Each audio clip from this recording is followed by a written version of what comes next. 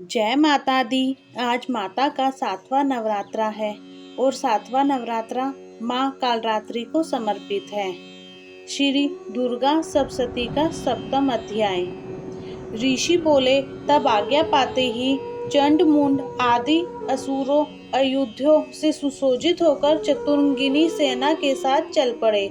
वहां पहुंचकर उन्होंने देखा कि हिमालय की ऊंची स्वर्ण की चोटी पर सिंह पर देवी बैठी है और मंद मंद हंस रही है। इस प्रकार उसे देखकर पकड़ने की चेष्टा करने लगे। किसी ने धनुष चढ़ा लिया, किसी ने तलवार संभाल ली एवं कितनी एक देवी जी के पास पहुंच गए। तब अंबिका जी उन शत्रुओं के प्रति क्रोध में आ गई। उस समय क्रोध के कारण उनका मुख काला हो गया। देवी के माथे पर कुटिल होकर भुएं तन गई। जब भयानक मुख वाली काली देवी तलवार तथा पास लिए प्रकट हो गई, उस समय अद्भुत सा खंडवांग धारण किया हुआ था। नर मुंड माला शोभित थी, चीते के चर्म की साड़ी पहने थी, शरीर का मांस सूखा दिखाई देता था, अत्यंत भयानक रूप था। मुख का विस्तार से खोल रखा था, लपलपाती हुई जीहां और भी भयानक थी, धसी हुई लाल लाल आंखें भी गर्जना से सभी दिशाओं को भर दिया था। तब तो बड़े वेग से असुर सेना पर टूट पड़ी, बड़े बड़े असुरों को मारते हुए उनका भक्षण करने लगी। उन पार्श्व रक्षकों को, अंकुशधारियों को, महावत तथा योद्धाओं को घंटों के साथ कितने हाथियों को एक ही हाथ से पकड़कर मुंह में डालने लगी।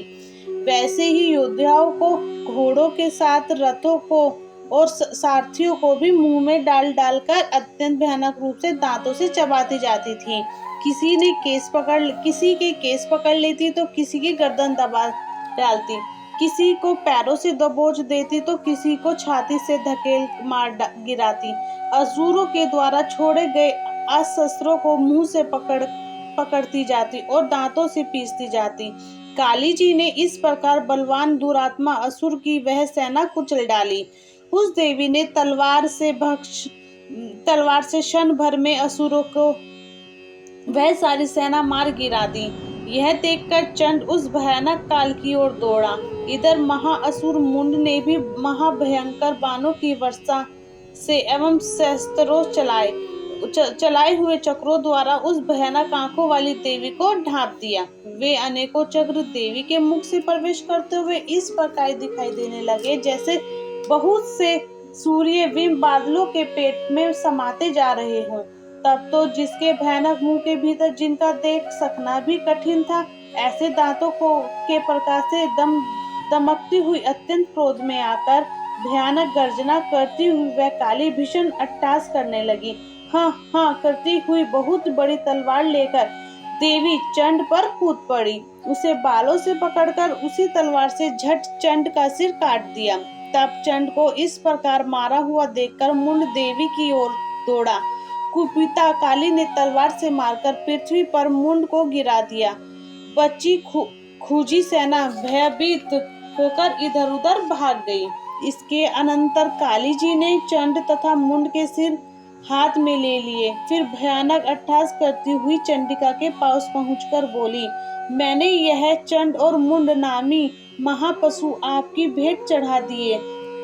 अब तो युद्ध यज्ञ में शुंभ और निशुंभ का आप स्वयं वध करना। ऋषि बोले, अपने सम्मुख लाए गए चंड मुंड महाअसुरों को देखकर कल्याणी चंडिका काली से ललित वचन बोली, हे देवी कालिके, क्योंकि तुम चंड मुंड को लेकर मेरे पास आई हो, इस कारण लोक में चामुंडा इस नाम से तुम्हारी ख्याति होगी। जय माता दी।